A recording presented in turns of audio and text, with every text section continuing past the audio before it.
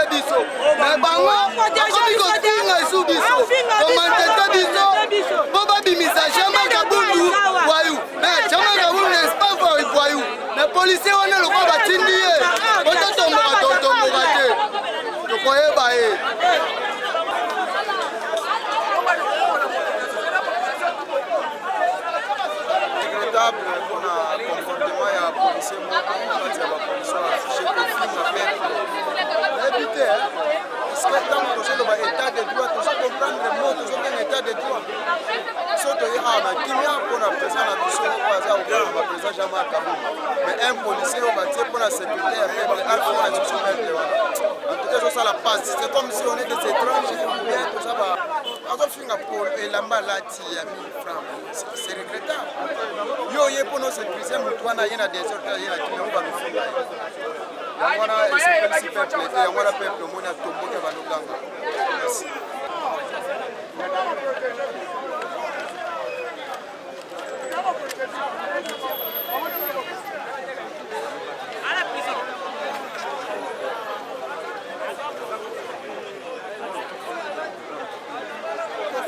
Ainsi, et donc là c'est pas normal. La police est allée pour la sécuriser la population. Donc c'est pas bien. Soldat tenu mon fils comme ça ici. C'est pas notre c'est pas le bar sur le et c'est un gâteau d'ombration de Koufa. De Koufa. Pour le président Jean-Marc de Koufa. Les autres ont Koufa. Le mois d'autorité finit à mon sanité dans mon nom. Vraiment. Parce que ça fait déjà 13 mois jugement ya malonga tozomona te. Yo batio pour battre la population ya sa calme. Ko monique calme ezali tika ta ko mitema na biso na bezali. Aza ko kangana mais yo babake na ko demander kamina ko buka bino makolo. Ko buka makolo ne bani. De servitude pénale principale à charge de l'honorable Jean-Marc Kaboulaka, faisant inclure toutes les peines qui étaient retenues à sa charge. Vous allez interjeter appel? Non, non, c'est la haute cour. Qu'est-ce que vous pensez mettre ce verdict? La cour a décidé, qu'est-ce que nous pouvons dire d'autre? La cour est souveraine. Vous allez faire quoi maintenant? Mais c'est fini. Et donc, et vous, comment vous trouvez cette décision? Est-ce que vous la trouvez juste? C'est un procès politique, c'est tout ce que je peux dire. C'est un procès politique. Donc c'est politique, la décision est injuste. Elle est injuste. Elle est injuste. Et vous la dénoncez? Laissez-moi prendre ça. Merci beaucoup, camarades de la presse, de nous avoir accompagnés tout au long de cette parodie des justices. Et aujourd'hui encore, la justice congolaise a été foulée aux pieds, puisque l'honorable Jean-Marc Kabound, de par son statut d'opposant et de député national, il a exprimé ses opinions publiques dont il a été reproché. Et malheureusement, la justice congolaise a tranché, mais de la manière la plus pire, en cumulant les peines jusqu'à aller à lui condamner à 84 mois de prison, des servitudes pénales principales, ce qui n'est pas normal. Donc nous dénonçons encore cette attitude et cette féodation de la justice congolaise et que prochainement nous allons vous saisir pour que nous puissions vous dire ce que nous penserons faire dans les jours à venir. Pourquoi vous n'allez pas en appel? Ça c'est la dernière instance, c'est lié à une procédure, donc c'était la dernière instance, on n'en peut rien.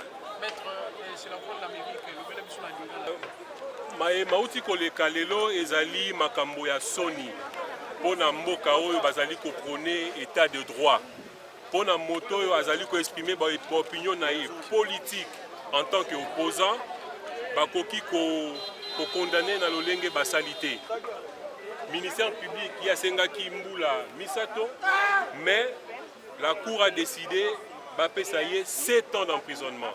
Et c'est ce que nous dénonçons et nous continuerons à dire que ça c'est un acharnement face à un leader politique. Instance mosusu ezalité, mais tokoiser na ba voix nyonso politique pour être likambo et koka kozwa dénouement. Donc Azali empêché pour la belle élection. Tout à fait. Ça c'est ce qui ressort un peu de ce qui vient d'être dit ici. Parce que le Kola Azali, challenger Moko, incontournable et qui peut bien changer les choses dans ces pays, Bazali Koluka ko étouffer, ko museler la voix de l'opposition. Et ça, nous ne sommes pas d'accord avec ça. Donc c'est Elle a été de 3 ans. 3 ans. Oui, c'est une peine sévère parce que la Cour a fait. Je vais parler à la base. 84 mois, c'est l'équivalent de 7 ans de servitude pénale. Ezali Malamouté. Justice Oyo, balobela kibiso ke état de droit et que liberté à expression et sengeli kozala na moto nyonso. Mais malheureusement, une fois de plus, la justice congolaise a tranché makambo na lolenge ndenge sengela kité. Na banda biso banso tolandaki déroulement ya procès oyo ndenge bandaki na ba instruction ndenge salamaki. Mais ministère public a sendaki mbula misato pona va sanctionner le président national de Bisso. Mais malheureusement, je suis au regret de vous annoncer qu'il va condamner le président à 84 mois d'emprisonnement. Donc 7 ans d'emprisonnement. Alors, Bisso en tant que Banzoi, il y a alliance de Sengeli na Bisso, doit user maintenant de tous nos voies politiques pour être situation et pour qu'on soit dénouement. Donc, nouvelle à Popé Sabino et Zala Kiwana. Je ne vois pas comment continuer Koloba. Parce que là, je. Bon, c'est la moukia.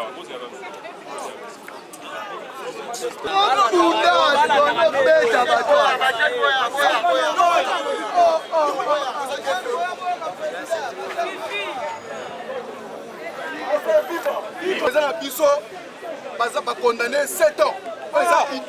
Donc tokoki kotolela ngo te. Alors biso teka banzoi tokoki kozonga boye.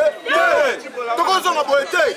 Il faut comprendre que no banzoi bayaki wana et to manifester même contre biso. Boye te. Boye te. Okende te. Avant to kende to sala to sengi to kana après to sanini. Merci. Non moral. Oui da.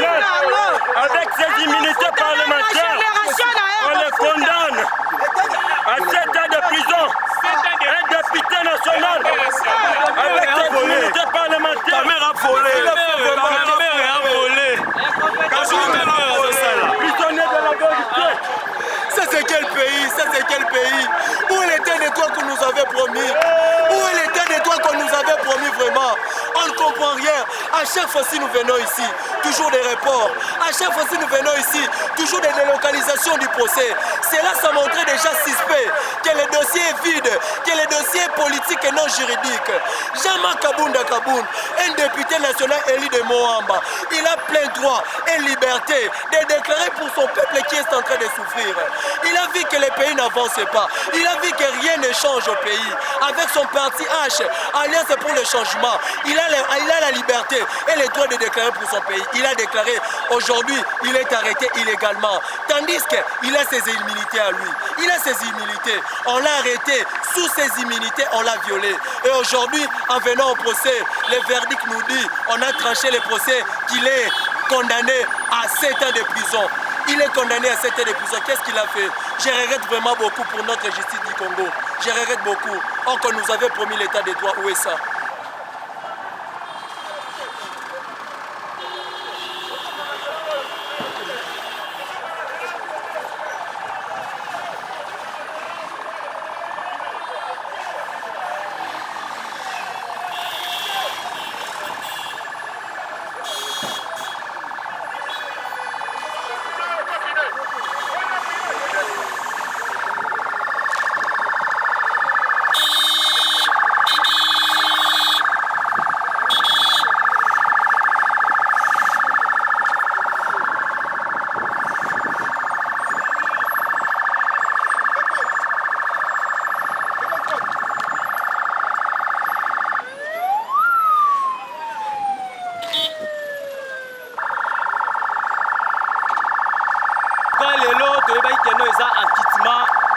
Honorable député élu, oyo azalaki élu na ba peuple, population congolaise ne ba vota ye.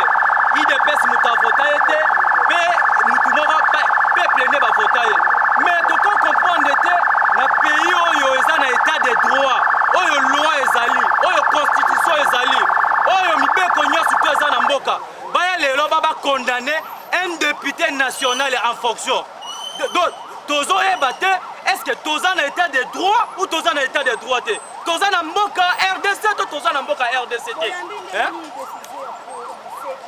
Biso Alliance pour le changement, décision au cours bazui pour condamner le président Kaboun na 7 ans. En tout cas, biso tomoni yango eza décision de condamnation ya théâtre. Tokotika la jamais condamné. Topesi cour de cassation peut topesi président cour de cassation. Donc, c'est 48 heures pour réfléchir. Parce que Kamere Azala qui est condamné à 20 ans de prison, à ça même pas 2 ans. Kaboun n'a jamais détourné le trésor public. Le seul moutou, le seul politicien, n'a jamais détourné. S'il s'agit de détournement, il y a annoncé un coup de cassation. Mais jusqu'à présent, bato oyo bazo yiba bambongo bato oyo bazo pesa République démocratique du Congo na mboka libanda soni bazo tika bango bazo tambola mais mutu azo défendre honneur ya population congolaise comment cause a condamné un député national ba peuple va voter dans l'Assemblée nationale. Pourquoi? C'est pour dénoncer, hein? C'est pour dénoncer. Yango tokosenga en tout cas nous avons besoin de 48 heures en quittement honorable Jean-Marc Kaboun. Parce qu'il y a un député national, et il y a un peuple. Donc il n'y a jamais toléré un côté. Ceux qui me bloquent pour l'état de droit, président Kaboun, il faut se la libérer. Donc on tolère un côté. Si ça gère au Kangabiso, on continue à biso nyonso ale. Donc on va courir dans makala. Donc on nima. Comme moi, nazo assumer responsabilité, na ko nima ba kanganga. Naza lesika moko na président Kaboun. Comment cause a condamné? Kamere a détourné Mongo à 100 jours. Qui l'a joué le Luguna? Mongo! Non, c'est trop. Avec Chilombo, nous avons vu cette dictature s'allonger jusqu'au bout. Nous avons vraiment un regret.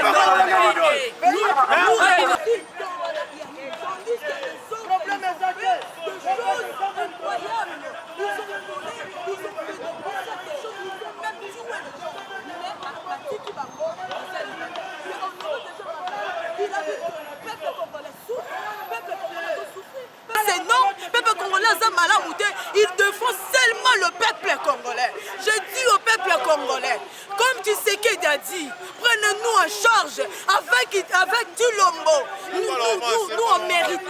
ne méritons pas cette dictature. Oui, cette dictature, injustice instrumentalisée. Nous avons pensé comme si il y a un problème. Il faut proposition, parce que ça proposition na décision. Alors, il y a proposition, il faut aller en prison pendant 3 ans. Selon le ministère public et la proposition à Bango.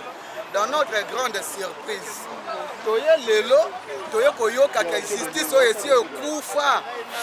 Ici, état de droit, or toza na état de droit te bamemeli yango lokola solga lokola nzembo moko bakitisa soki wapi ekambala moko boye état de droit kambala moko boye état de droit donc bazomemela biso kaka basolga elongo état de droit ekomi makambo mosusu donc eza eloko ezosala biso mpasi mais biso tozoyebisa bango boye eza problème te eza politique bamoni déjà capacité na ye bamoni ke moto oyo soki aza libanda awa biso tokokoka te politique oyo bango bazosala mayele na bango biso toyebi yango bakondamné 5 ans dans les façons que bango bagrisse 2 ans nayebi te nazoyebisa mokili mobimba bagrisse 2 ans na kati ya grissement wana après baye komakisa lisusu 5 ans mpo bayebi ke ye soki libanda na ndenge balobi ke bagrisse wana bakogrisse yango te alors bamemi yango bongo mpo asala 5 ans après bango bazwa nanu 2 ans baya lisusu koyiba élection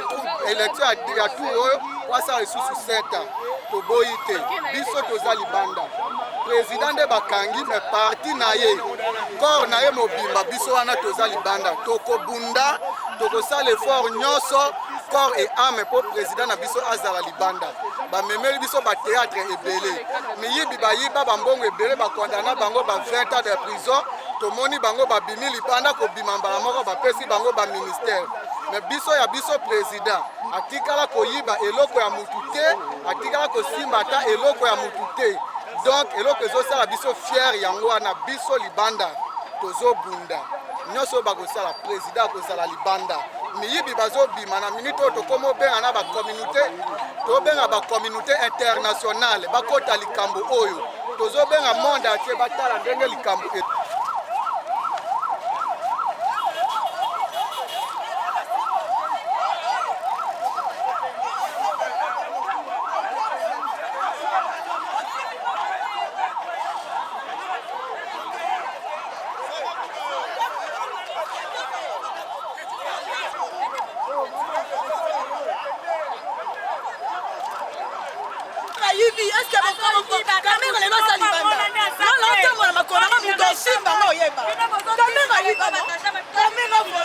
Il y a beaucoup de gens, oui, il y a tant de gens.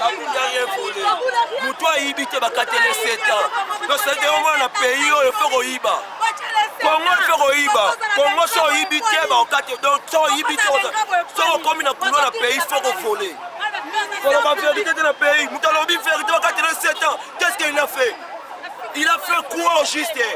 Parce que ça sali nini. Ah pays est sous-payé. Pays est sous-payé justice. Donc, tu as peut-être qu'un justice mobile, mais on a Chilombo. Attends, vous serez payé, mais vous payez ça payé. Miss Abatou, à Salango, immédiatement, les situations, aux populations, au Balo Baléana, à Salango, au douane,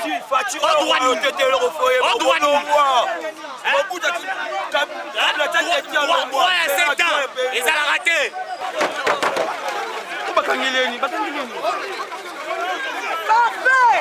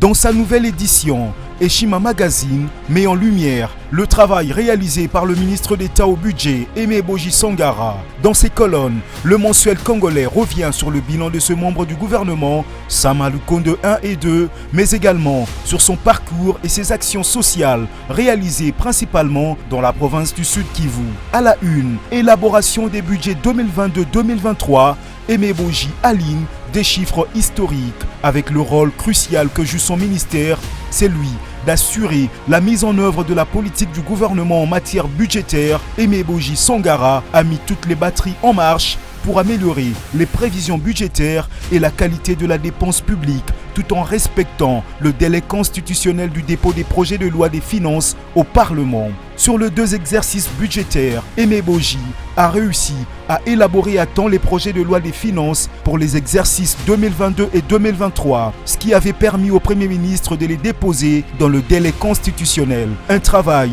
qui a fait que le gouvernement aligne des chiffres historiques comme 16,8 milliards de dollars de budget en 2023 après son examen au Parlement. Au-delà de ses performances au sein du gouvernement, Aimé Boji se consacre à plusieurs actions sociales dans la province du Sud Kivu, son terroir. Le dynamisme d'Aimé Boji témoigne de l'avis des observateurs de son engagement indéfectible en faveur du développement socio-économique du Sud Kivu. Autre titre à découvrir, mobilisation de recettes en 2023. DGI, Barnabé Mwakadi multiplie les stratégies pour atteindre les assignations fixées par le gouvernement à sa régie. Code numérique promulgué, la RDC a réglementé sa toile. Découvrez également un entretien exclusif avec Florimond Mouteba, président du conseil d'administration de l'Observatoire de la dépense publique ODEP, et plusieurs articles économiques internationaux documentés et instructifs dans les pages